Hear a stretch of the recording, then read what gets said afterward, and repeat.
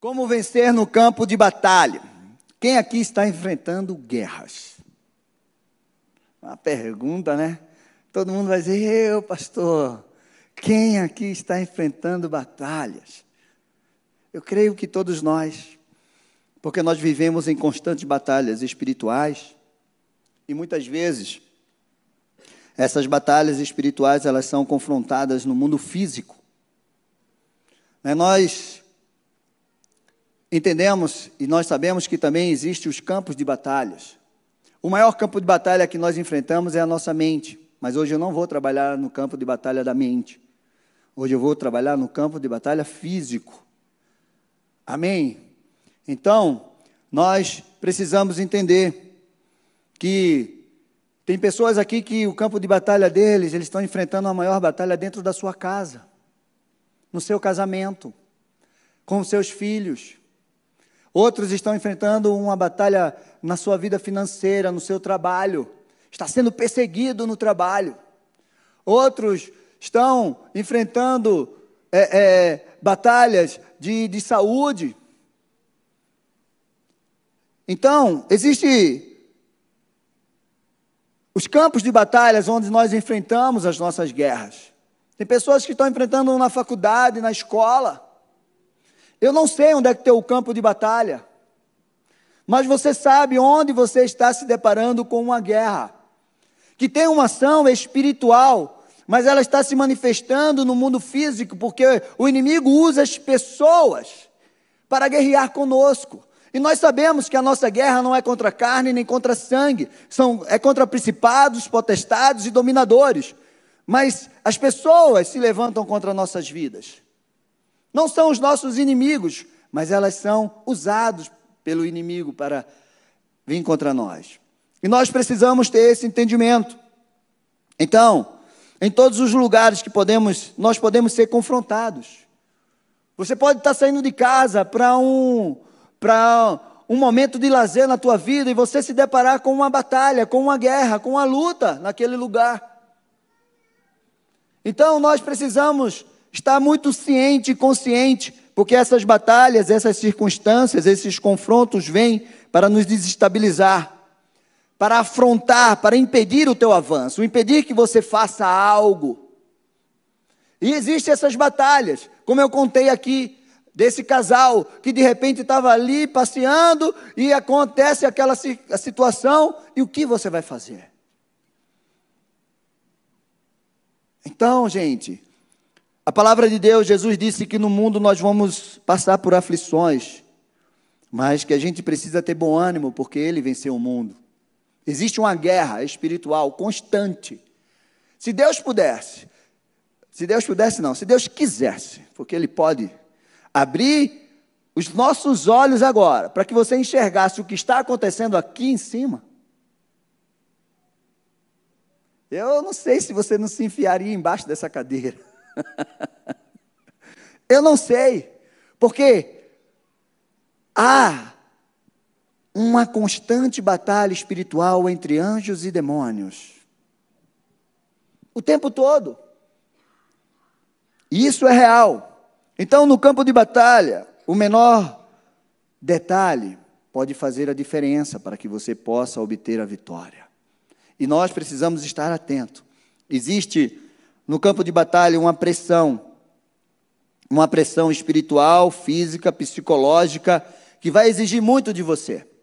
Nós estamos trabalhando no capítulo 15 até o capítulo 17 de 1 Samuel, onde nós estamos contando a história de Davi, como Davi foi ungido, como Davi foi chamado, como Samuel perdeu o seu reinado e como Davi enfrentou esse gigante Golias. Só esses 3 capítulos, eles têm tanta coisa para nos ensinar que nós poderíamos passar o ano todo só falando dele. Então, se você ainda não leu, leia. E se detenha aos detalhes, que ele vai trazer muito ensinamento para você. Então, Davi é o nosso modelo de matador de gigante e nós precisamos entender isso. E aí você diz assim, pastor, Golias foi o maior gigante que Davi enfrentou? Na minha opinião, não. O maior gigante que Davi enfrentou chamou Saul, o rei Saul. Aquele foi o maior gigante, porque aquele rei perseguiu Davi para matar, por conta da inveja, do ciúme. Aquele ao qual tinha Davi como um fiel general do seu exército, ao qual Davi chamava de pai, se levantou por inveja e começou a perseguir Davi para matá-lo. E Davi não podia tocar nem na orla dele, porque Davi tinha o conhecimento do que era respeitar a autoridade. E Davi sabia que ele estava endemoniado, porque Davi tirava os demônios dele quando tocava a harpa. Então, no meu ponto de vista, Golias foi o maior gigante que Davi enfrentou. Foi ele. Eu creio que Davi tinha prazer de desbaratar exércitos, mas ele não tinha prazer de ver o rei perseguindo ele para matá-lo. Então, onde você tem sido afrontado? Onde você tem sido desprezado, insultado, humilhado? Onde você tem sido? Será? Qual o seu campo de batalha hoje? Onde você tem se deparado com as tuas maiores guerras? Além da tua mente. Você consegue identificar um campo de batalha que você tem enfrentado, uma luta grande? Onde você tem enfrentado as suas maiores guerras? Então, meu amado, melhor do que a guerra é viver em paz. Vocês concordam comigo? Engraçado que o nosso Deus é um Deus de paz, mas o nome dele é Senhor das Guerras. Homem de guerra é o meu nome. Já imaginou? Ele faz tudo para manter a paz, mas quando ele entra numa guerra, não tem quem segure. Então, melhor do que a guerra é viver em paz. Mas sabe o que é pior do que a guerra? É você não estar preparado quando ela chegar. É muito pior. Quando essa guerra chegar, e você tem que enfrentar e você não está preparado. Pois existem guerras que são inevitáveis. Mesmo que você não queira, ela vai estar diante de você. Mesmo que você fuja, que você diga assim, não mexo com isso, você vai se deparar com ela. E vai ser muito bom você estar preparado para a guerra. Amém? Tem um silêncio assim. Vocês estão bem mesmo? É o frio? Choveu? Semana que vem eu vou dar um brinde para quem trouxer mais visitante. É visitante que ainda não veio. Olha, a primeira vez que eu estou trazendo esse aqui. Vou dar um brinde. Eu estou achando vocês muito devagar. Amém? Então vamos lá, gente. Como vencer no campo de batalha? Vamos aprender com Davi como ele venceu nesse campo de batalha. 1 Samuel 17, do 1 ao 10, diz assim: os filisteus reuniram as suas tropas para a guerra em Socó, que fica em Judá. Eles acamparam entre Socó e Azeca, em Éfes-Damim. Saul e os homens de Israel se reuniram e acamparam no vale de Elá. E ali ordenaram a batalha contra os filisteus. Eu quero que você se detenha aos detalhes. Os filisteus estavam no monte e os israelitas estavam no outro monte, ficando o vale no meio deles. Então, do arraial dos filisteus saiu um guerreiro chamado Golias. Ele era da cidade de Gate e tinha quase 3 metros de altura. Trazia na cabeça um capacete de bronze, vestia uma couraça de escamas de bronze, que pesava uns 60 quilos. Trazia caneleiras de bronze nas pernas e um dardo de bronze sobre os ombros. A haste da sua lança era como um eixo de tecelão. E a ponta da sua lança era de ferro e pesava mais de 7 quilos. Imagina. Esse Golias estava carregando no peso dele, eu acho que o peso de Davi. Só de armadura e armas. E diante dele ia um escudeiro. Golias parou e gritou às tropas de Israel: para que vocês saíram para formar a linha de batalha? Isso aqui tem um segredo. Ele se deparou com aquele exército, e ele olhou aquele grande exército de Israel e disse: vocês estão saindo para se formar a linha de batalhas, por quê? E aí, não sou eu, filisteus, e você, servos de Saul? Escolham entre vocês um homem que venha lutar comigo, e se ele puder lutar comigo e me matar, seremos seus servos de vocês. Mas se eu o vencer e o matar, vocês serão nossos servos e nos servirão.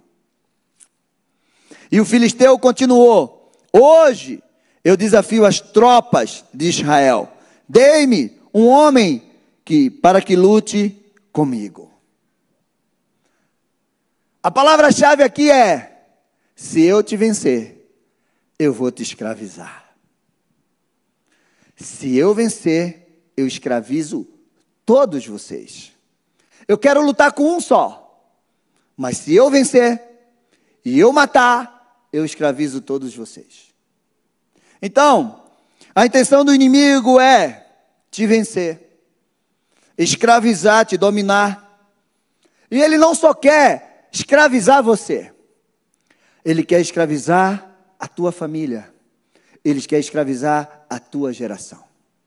Então a gente vê muitas pessoas escravizadas, estão sendo escravizadas em vícios, em sofrimentos, em enfermidades físicas e emocionais, em situações financeiras, em traumas.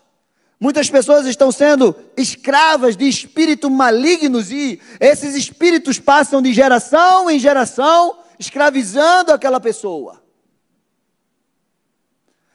O avô era um alcoólatra, o bisavô era um alcoólatra prostituto, o pai, o neto, o filho e vai. Porque alguém perdeu a batalha lá atrás. E aí ele foi escravizando toda a família, toda a geração. Então nós precisamos ter um entendimento. Golias estava dizendo: eu vou lutar com um e eu vou escravizar todos vocês. Entendeu agora? Como é importante? Mas pastor, então meu bisavô perdeu a batalha lá atrás. Mas você pode se levantar hoje e vencer essa batalha e liberar a tua geração. Amém? Uma das estratégias do inimigo para te vencer é te isolar, é te afastar da igreja, é te afastar da comunhão, é te deixar sozinho, é te afastar da tua família, é fazer com que você caminhe sozinho. Você entendeu o que Golias fez? Existia uma estratégia de guerra, gente. Quando um exército via que ele não tinha condição de lutar com outro exército, ele levantava um homem forte que poderia vencer essa batalha. Quem assistiu aquele filme Troia vai entender o que eu estou dizendo. Chamava lá o Brad Pitt. E o Brad Pitt estava lá na tenda. E lá uma grande, aí chamava o gigante. E lá vinha o Brad. E o Brad, quando vinha, ele ia e só fazia, pronto. E ali, escravizava todo mundo. É uma estratégia de guerra, gente. O inimigo olha e ele sabe, se você permanecer na igreja, se você está na comunhão dos santos, se você tem uma família que ora, que jejua, que você está ali firme, é mais difícil de você perder a guerra. Porque tem alguém caminhando com você, tem alguém lutando as tuas lutas, tem alguém te auxiliando, orando por você. Mas a estratégia dele é, fique sozinho e venha me enfrentar sozinho e eu vou te destruir e eu vou te escravizar. Foi isso que Golias fez. O exército dos filisteus não tinha como vencer o exército de Israel. Mas um homem grande, gigante, olhava de um por um e dizia, não tem nenhum aí que possa me vencer. Então não fique sozinho. Se você ficar sozinho, você vai ser uma presa fácil. Se você se afastar da igreja, você vai ser uma presa fácil. Se você não estiver na comunhão dos santos, embaixo de uma autoridade espiritual sobre a tua vida, você será uma presa fácil. Golias, ele entendeu isso. E isso era tão real, que quando Davi matou Golias, todo o exército fugiu. Porque eles sabiam, nós não temos condição de lutar contra eles. Mas o meu guerreiro pode destruir cada um deles, se vir de um por um. A unidade, meu amado, ela te faz forte. Sozinho, isolado, afastado de Deus, você é fraco. Mas um com Deus é a maioria. E juntos, nós somos mais fortes. Diga, juntos somos mais fortes. Por isso, não fique sozinho. Amém? Davi venceu no campo de batalha, matou aquele gigante. Nós também podemos vencer. Amém? Então vamos lá, gente. Primeiro passo, primeira atitude que nós precisamos ter no campo de batalha. Semana passada a gente viu e a gente estudou sobre isso, as marcas daquele que é um matador de gigante. Davi estava lá na sua casa, o seu pai disse, amanhã você vai lá levar pão, né? Até brinquei aqui, né? O Jeg Boy, iFood Jeg, sei lá o que é que Davi era. Se ele foi a pé ou foi um a pé boy, sei não. Mas ele foi levar lanche lá para os irmãos, levar queijo para os comandantes. E aí ele chegou naquele campo de batalha. E a primeira coisa que eu quero que você entenda, que você no campo de batalha, você não pode lutar. Lute por uma causa boa. Lute por uma causa que vale a pena. Amém? Não lute e não vá para uma guerra que não vai levar você a lugar nenhum. Tem gente que está em guerra hoje que não vai levar ele para canto nenhum. Tem gente que está brigando dentro da sua casa, brigando com o pai, com o irmão, com o tio, com a esposa, com o marido. Tem gente que está comprando guerra dentro do seu trabalho que não vai levar você a lugar algum. Essas guerras são para roubar a tua energia, são para tirar você do foco daquilo que Deus tem para você. Davi entendia isso. Davi chegou no campo de batalha, 1 Samuel 17, 24, anote aí, e disse assim, todos os israelitas vendo aquele homem fugiam dele, com muito medo, e diziam uns aos outros, vocês viram aquele homem?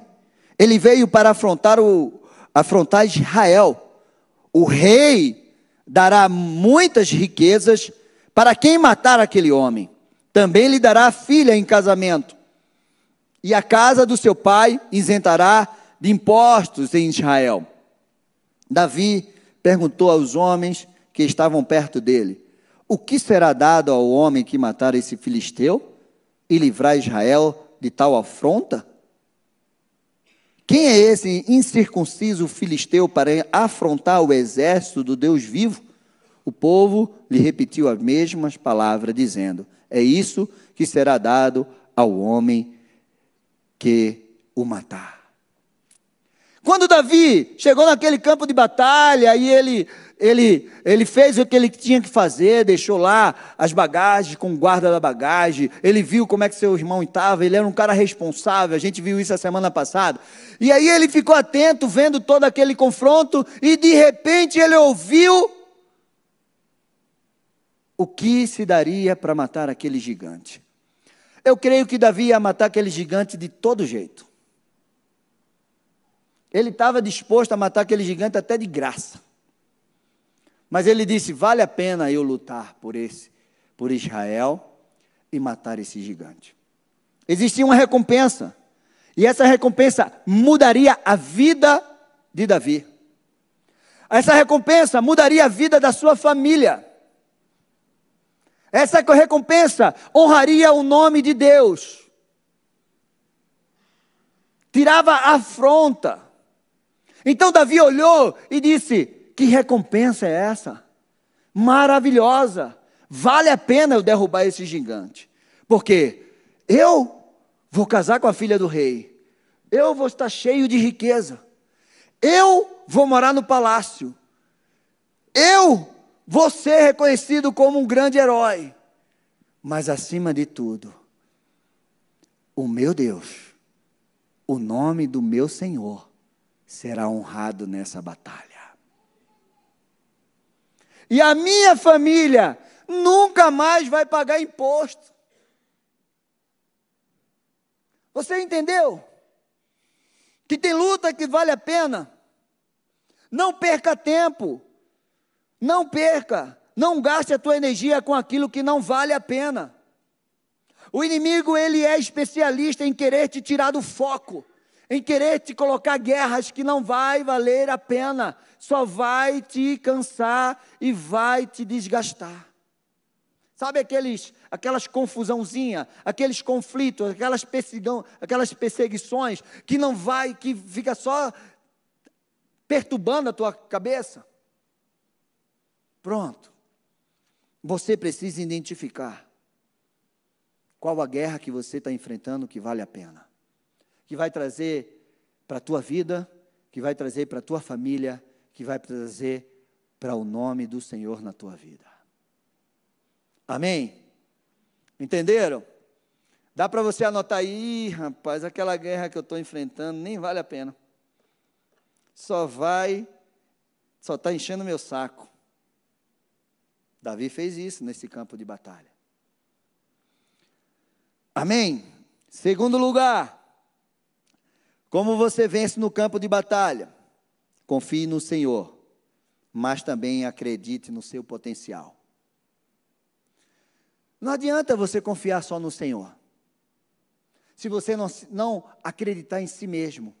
Porque Deus vai dizer, como disse para Gideão: eu acredito em você, Gideão.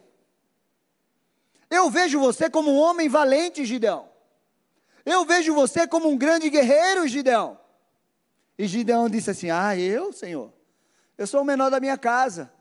Eu sou o menor da tribo de Manassés. Eu sou o mais pobre. Como eu vou fazer isso? E se você não acreditar em você, se você não acreditar no teu potencial, você não vai vencer a batalha. Isso está na tua identidade, a identidade que Deus tem para a tua vida. Meu amado, se você fizer o que ninguém quer fazer, você vai conquistar o que ninguém conquistou. E é por isso que você precisa acreditar em você. Amém? Dê um amém aí, que eu quero ouvir que você está. Porque às vezes eu penso que, não, Senhor. 1 Samuel 17:32 diz assim: Davi disse a Saul: ninguém desanime por causa dele. Este teu servo irá lutar com esse filisteu. Não desanime. Meu amado, eu estou falando de um grande exército. de homens. E aí, de repente, chega um jovem, pastorzinho de ovelha, e olha aquilo lá e diz assim: ô, Saul, rei, fica tranquilo, eu vou lutar com ele. Você não consegue lutar com esse gigante. Consigo. Meu amado, se você não acreditar em você, você não vai para lugar algum. Se você não acreditar no potencial, nos talentos, na força, naquilo que Deus colocou dentro de você, você não vai chegar a lugar algum. Acredite e creia que você pode. Faça tudo o que é preciso ser feito. Não tenha uma crença irresponsável. Tenha uma crença responsável. Eu sei o que eu posso. E eu sei o que Deus pode fazer através da minha vida. Não é dizer que você pode sem poder. Não. Existe uma responsabilidade. Davi sabia que ele podia. Meu amado, todo gigante é invencível até que alguém vença-o.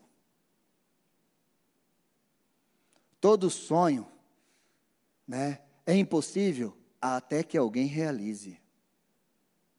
E que esse alguém seja você. Que você creia, que você confie no potencial que você tem. Olha, eu estava lendo a teoria da aerodinâmica e a lei da gravidade. Diz que era impossível o besouro voar. Impossível, não tem como ele voar. Com o tamanho da asa que ele tem, o tamanho do corpo dele, não tem como ele voar. Só que o besouro voa. Dizem que ele não acreditou nisso. Ou esqueceram de dizer para ele. E ele voa. Mas pela lei da gravidade era impossível ele voar. O que é que estão dizendo que é impossível de você fazer? O que é que estão dizendo que é impossível de você conquistar? De você realizar? Eu acho que você precisa ser meio surdo nesse momento. Sabe a história do sapo? O sapinho ficava subindo. Quem chegasse lá em cima daquele paredão ganhava o prêmio.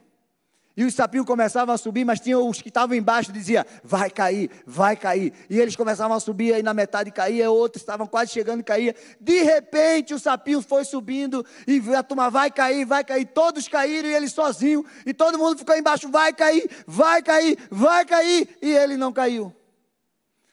E lá em cima chegaram os repórteres, e aí, como foi que você conseguiu chegar aqui? Porque todos caíram. E aí ele...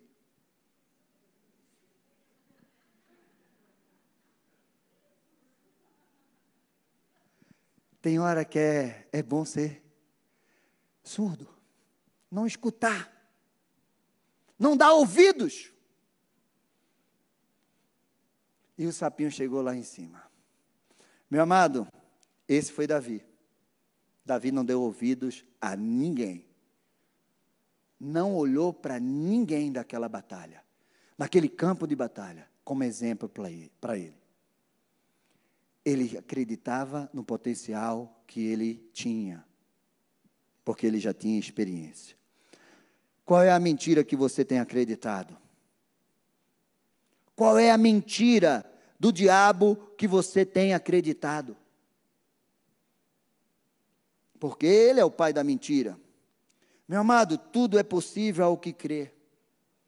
Tem aquele versículo que todo mundo gosta muito, eu posso todas as coisas naquele que me fortalece. Será que você pode mesmo? Paulo escreveu com propriedade, porque ele disse, eu posso. Você pode vencer essas guerras, você pode ser liberto, curado e restaurado. Acredite no seu potencial que Deus colocou dentro de você. Amém? Terceiro lugar, use as armas que você tem mais habilidade. Eu tenho que correr aqui, senão vou ter que dividir de novo. 1 Samuel 17, 38 diz assim: Saul vestiu Davi com a sua própria armadura, pôs um capacete de bronze na cabeça dele e o vestiu com uma couraça. Davi cingiu a espada sobre a armadura e tentou andar, pois jamais havia usado. Então Davi disse a Saul: não posso andar com isso, porque nunca o usei. E Davi tirou aquilo sobre si. Pegou o seu cajado na mão, escolheu 5 pedras lisas do ribeiro e pôs no alforje de pastor, que dizia consigo, e com a sua funda na mão foi na direção do filisteu. Que dizia não, que trazia consigo. Saul disse: esse cara é muito grande, você precisa de uma armadura, você precisa de uma espada para lutar. Use a minha. Davi tentou, colocou, né? Imagina, Saul era grandão, Davi era pequenininho. Já imaginou aquilo? Davi tentou e disse: não dá não, cara. Eu vou lutar com ele com aquilo que eu tenho habilidade. Sabe o que é que acontece com você? Muitas vezes você fica pensando que a tua vitória só vem quando você tiver aquilo que você não tem. Ah, se eu tivesse aquilo que fulano tem. Ah, e se eu pudesse ter aquilo ali. Ah, fulano está conseguindo viver daquele jeito, conseguindo aquelas vitórias, porque ele tem aquilo, aquilo outro e aquilo outro. Se eu tivesse também, era muito bom. Meu amado, Deus faz um milagre com aquilo que você tem. Você não precisa de nada, de ninguém, para viver as conquistas, as vitórias que Deus tem para você. Uma mulher viúva chegou diante de Eliseu e disse: meu marido morreu, e ele era teu discípulo, e eu estou em dívida, uma dívida muito grande, e eu não tenho como pagar. Eliseu olhou para ela e disse assim: o que é que você tem em casa? Ela fez: eu não tenho nada. Porque quando a gente está no desespero, parece que o inimigo cega a gente não consegue enxergar nada. E de repente ela disse: não, eu só tenho um pouco de azeite numa botija. Beleza, é o suficiente. O que é que você tem, mulher? Eu só tenho um pouquinho de azeite numa botija. Mas o que é isso? Para tanta dívida que eu tenho. Então Eliseu disse: vai e pede vasilhas emprestadas, não poucas, muitas vasilhas.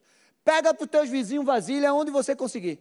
Entra na tua casa, tu e teu filho, teus filhos, fecha a porta, porque Deus vai fazer um milagre no secreto. E aquela mulher pegou aquele restinho de azeite que ela tinha e um monte de vasilhas vazia. Imagina, e ela foi derramando. Opa, mãe, encheu. Foi derramando. Meu Deus, não seca esse negocinho? E ela encheu todas aquelas vasilhas. Todas. E aí o filho dela diz assim: mãe, não tem mais vasilha. E o azeite parou. O azeite não acabou. Ele simplesmente parou. Estava lá a mesma quantidade de azeite. E ela foi para o profeta. Profeta, o que é que eu faço com tudo isso? Ela vende, paga a tua dívida e vive do resto que sobrou. A mulher ela se transformou na empresária do azeite. Mas ela só tinha um pouquinho de azeite. Eu quero te dizer, de repente você está dizendo: eu só tenho um pouquinho de força, eu só tenho um pouquinho de esperança, eu só tenho um pouquinho de inteligência, eu só tenho um pouquinho de conhecimento, eu só tenho um pouquinho de dinheiro, eu só tenho um pouquinho de qualquer coisa. É com isso que Deus vai fazer um milagre na tua vida. Amém? Aplauda ao Senhor. É com esse pouquinho. Meu amado, chegou o tempo de você tirar o peso, o jugo, daquilo que te impede de caminhar. Davi disse: isso aqui é pesado para mim. Isso aqui eu não vou conseguir me mover. Eu preciso estar leve. Meu amado, tira o peso do pecado da tua vida. Hoje é dia de você tirar o peso do pecado. Hoje é dia de você tirar o peso do jugo, da acusação da tua vida, para você ficar leve e você ir na direção daquilo que Deus tem. Use as armas que Deus te deu. Use aquilo que você tem habilidade. Não fique olhando para o outro. Use o que você tem habilidade. Amém? Quarto lugar, escolha quem vai estar do seu lado. Isso é importante, gente. Isso faz parte daquilo que eu falei com você no começo. Escolha quem vai estar do teu lado. Olha o que aconteceu. Versículo 41, de 1 Samuel 17. O filisteu também vinha caminhando e se aproximava de Davi, e tendo à frente dele o seu escudeiro. Versículo 45, isso é o 41. Davi, porém, disse ao filisteu: você vem contra mim com espada, com lança e com escudo. Eu, porém, vou contra você em nome do Senhor dos Exércitos, o Deus de Israel, a quem você afrontou. Hoje mesmo, o Senhor entregará você nas minhas mãos, e eu o matarei, cortarei a tua cabeça, e hoje mesmo darei aos cadáveres dos arraiais dos filisteus e às aves dos céus, e às feras da terra. E toda a terra saberá que há Deus em Israel. Davi, ele tinha um escudeiro na frente dele. Ele escolheu muito mal, cara. Se teve um erro que Golias cometeu, foi escolher aquele escudeiro para estar na frente dele. Mas Davi fez a escolha certa. Davi disse: eu vou com o Senhor. Porque é o Senhor que vai entregar esse Golias na minha mão. Quem é que você chama para ir para as tuas guerras? Quem é que você tem levado contigo para as tuas guerras? De repente você chama um amigo, você está indo no amigo, você está indo num parente que não tem nada a ver com a tua guerra. De repente você está indo buscar em lugares que não vai resolver o teu problema. Depois você está indo buscar em alguém que não vai ter resposta para você. Davi escolheu certo. Golias cometeu um grande erro. Porque quando Davi meteu a pedra na testa daquele gigante e ele caiu, onde é que estava o escudeiro dele? Onde? Porque Davi foi lá, pegou a espada de Golias e cortou a cabeça de Golias. E cadê o escudeiro? O que é que esse escudeiro fez? Meu amado, tem gente que caminha do teu lado, que de repente você está buscando, que não vai fazer nada por você. Que está vendo você caindo cada vez mais, sendo destruído cada vez mais, e está lá, ó. E você está dizendo: me ajuda. Não posso, não quero, nem sei te ajudar. Cuidado com quem você convida para andar no teu lado e pelejar as tuas guerras. Cuidado. Porque no momento difícil, ele vai, ó, sumir. E você vai ficar sozinho. Então, a primeira pessoa que você deve chamar para as tuas guerras é o Senhor. E depois, alguém de confiança, que te ama, que peleja com você do teu lado. Amém? Quinto e último lugar, enxergue o ponto fraco do inimigo. Todo inimigo tem um ponto fraco. O inimigo não é tão grande quanto você parece, quanto parece muitas vezes. Como você enxerga. Nosso Deus é bem maior, e nosso Deus é aquele que revela o ponto fraco de todos os inimigos. Versículo 49 diz assim: Davi meteu a mão no alforje, tirou uma pedra lisa com a funda, atirou contra o filisteu, atingindo na testa. A pedra se encravou na testa e ele caiu com o rosto no chão. Meu amado, diante daquela armadura toda, eu acho que tinha um buraco aqui, ó, naquele capacete. Foi ali. Direto. Meu amado, você precisa enxergar o ponto fraco do teu inimigo. Hora que Deus vai te revelar. Pastor, eu estou enfrentando uma luta tão grande e eu não consigo. Parece que é uma muralha intransponível. Um sopro de Deus, essa muralha cai por terra. Deus vai dizer para você, como disse para Davi, quando ele foi entrar em Jebus: entra pelo canal subterrâneo. Ninguém conseguia entrar em Jebus, em Jerusalém. Ninguém. Davi entrou pelo canal subterrâneo. Sempre tem uma saída para a gente.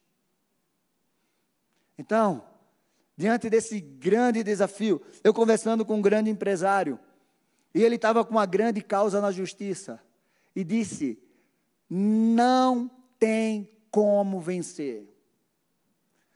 Os advogados disseram: não tem como. Não tem jeito. Todos os recursos já foram. De repente, um telefone toca, um advogado disse: eu sei como derrubar isso aí. Como? Vem comigo. Derrubou. A mão do Senhor está sobre a tua vida, para fazer você viver o impossível. Aquilo que é impossível para os homens, é possível para Deus. Não tem nada que Deus não possa fazer na tua vida. Não tem guerra que Deus não possa pelejar por você e te dar a vitória. Você só precisa estar alinhado com Ele, em santidade com Ele. Você só precisa estar vivendo a palavra dEle, chamar Ele para as tuas guerras, e Ele vai te dar a vitória. Amém? Deus vai te mostrar onde você vai atingir o teu inimigo. Em último lugar, gente, eu esqueci desse. Você precisa lutar até o fim. Você precisa destruir o inimigo completamente. No campo de batalha, você não pode deixar o inimigo de pé, ou cambaleando, ou desmaiado. Ou você destrói ele completamente, ou ele vai se levantar e destruir você. Tem gente que diz assim: pastor, olha, eu estou muito conformado, porque o meu filho tomava droga, o meu filho saía agora ele só está fumando uma maconhazinha. Para mim está bom. Não está não. Não está não. Ah, ele agora só sai de vez em quando e toma, e chega tarde, mas ele toma. Não, não está não. Não está não, gente. Ah, tem gente que começa o processo de mapeamento com a gente, e quando as coisas melhoram um pouco, pastor, acho que não precisa terminar o processo. Não, precisa, querido. Precisa, porque se Satanás tiver uma unha tua, ele vai te destruir. Já viu unha encravada? Você pode perder teu dedo, meu gente. Satanás, ele só quer uma unha. Por isso, quando Moisés chegou lá e disse assim: Faraó, eu não deixo nenhuma unha contigo aqui no Egito. Uma unha eu não deixo contigo. Tu quer meus filhos, tu quer os velhos, tu quer meus boi, mas eu não deixo uma unha contigo. 1 Samuel 17:50 diz assim: assim Davi derrotou o filisteu com uma funda e com uma pedra. Ele derrubou e matou. Não havia nenhuma espada na mão de Davi. Por isso Davi correu e se lançou-se sobre o filisteu, pegou a espada dele, tirou da bainha e o matou, cortando a cabeça dele. Quando os filisteus viram que seu herói estava morto, fugiram. Versículo 54. Davi pegou a cabeça do filisteu. Eu fico imaginando essa cena, cara. Eu amo muito Davi. Davi é maravilhoso, né? Não é à toa que ele foi chamado homem segundo o coração de Deus. Gente, você quer aprender a guerrear? Leia Davi. Olha o que Davi fez, gente. Davi pegou a cabeça do filisteu, levou para Jerusalém, gente. Davi, oi, tudo bem? E aí? Estou indo para Jerusalém. Sério? Cara, você foi demais. Fui mesmo. O Senhor estava comigo, gente. Vocês são medrosos. E imagina, aquela cabeça, aquele monstro pingando de sangue, e ele com ela na mão, segurando pelos cabelos, assim. Vou para Jerusalém. Davi colocou, veja só, porém, as armas de Golias, Davi colocou na sua própria tenda. Quando Davi, versículo 57, gente. Quando Davi voltou, depois de matar o filisteu, Abner o tomou e o levou na presença de Saul. Davi ainda trazia a cabeça do filisteu na mão. Já imaginou? O que é que você ia fazer? Ai, agora não, vai para lá. Não, isso aqui, sabe aquela, eu mato a cobra e mostro o pau? Não, Davi disse, eu mato o gigante e mostro a cabeça dele. Todos vão ver. Eu estou levando para Jerusalém, gente. Jerusalém, essa Jerusalém que Davi levou, não foi a cidade que se tornou a cidade de Davi, que ele conquistou depois. Não, era uma vila perto de Jerusalém. Ele levou para lá. E sabe onde ele enterrou essa cabeça? Agora vem a parte boa. Davi entregou essa cabeça, segundo os estudiosos, no Monte Caveira, no Gálgota. Você sabe que monte é esse? Hã? Alto, gente. Hã? Onde Jesus foi crucificado. Foi lá. Uma atitude profética de um homem. Enterrou naquele lugar onde Jesus, há centenas de anos, ia ser crucificado. E foi na cruz que Jesus venceu e derrotou e matou todos os gigantes. Foi na cruz que Jesus conquistou a nossa salvação.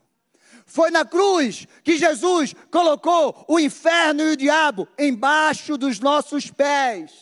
Foi na cruz que Jesus conquistou para nós a vida eterna. Agora me diga, que homem é esse que foi chamado homem segundo o coração de Deus? Eu quero que você fique de pé.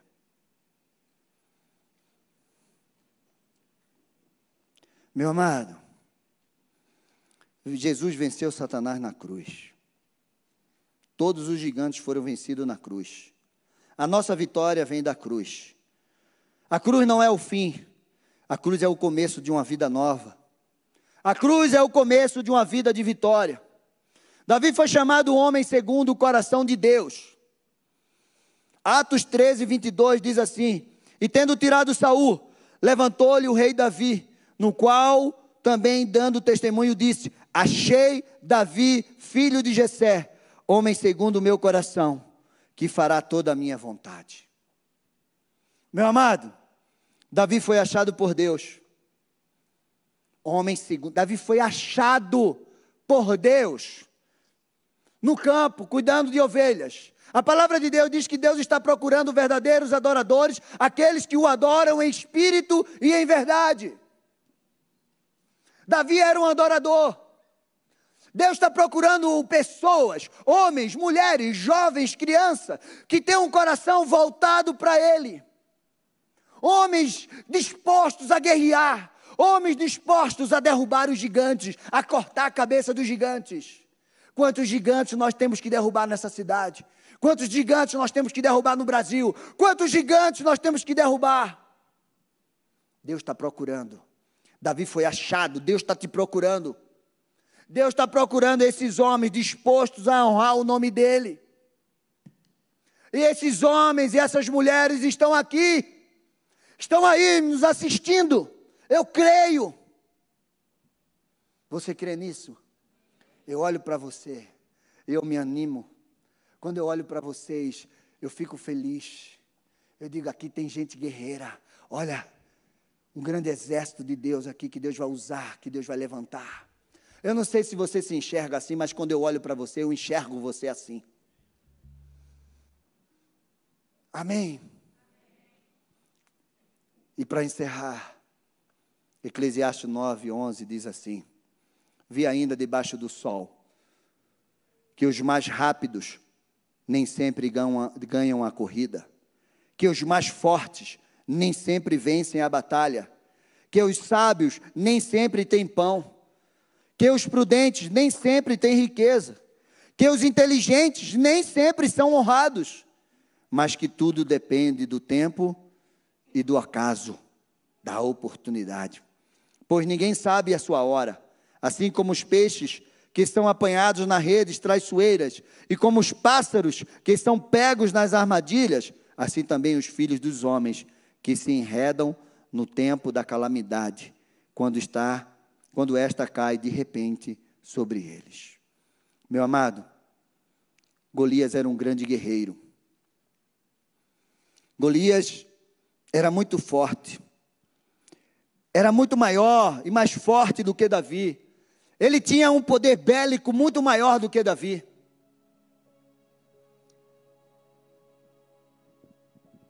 Mas foi Davi que venceu ele. Davi era menor. Davi era mais ágil. Davi era um homem cheio da unção de Deus. Não olha o tamanho do teu gigante. Olha o tamanho do Deus que você tem. Olha o poder do Espírito Santo sobre a tua vida. Deus é aquele que te levanta. Deus é aquele que faz fraco, faz forte o cansado. Renova as forças daqueles que não têm forças. Que faz forte aquele que é fraco. Deus é aquele que tira do tremedal de lama e coloca para ser assentado ao lado dos príncipes. Deus é aquele que restaura a tua vida, a tua família. Deus é aquele que um dia olhou para mim e disse: eu vou te tirar de trás desses engradados de cerveja. Como ele disse para Davi: Davi, eu te tirei de trás da malhada. Deus olhou para mim e disse: eu vou te tirar de trás desses engradados de cerveja. Eu vou te tirar de trás dessas mesas de bares. E eu vou te levar para o altar. O que é que você precisa ouvir de Deus para você se levantar? Deus é aquele que peleja a tua guerra. É aquele que adestra as tuas mãos para a batalha, os teus dedos para a guerra e te dá vitória. Hoje é dia de você se levantar. Hoje é dia de você sair dessa tua condição e viver aquilo que Deus tem para você. Em nome de Jesus, eu quero te ungir. Eu quero que você faça 3 filas aqui. Enquanto nós estamos louvando, você faz 3 filas. E eu quero ungir você. E eu quero declarar essa unção, a unção daquele que vence no campo de batalha sobre a tua vida. Então, sai do teu lugar se você está enfrentando lutas e guerras. Sai do teu lugar se você precisa de receber essa unção sobre a tua vida. Sai do teu lugar. Porque hoje é o dia que Deus vai te levar para você vencer no campo de batalha.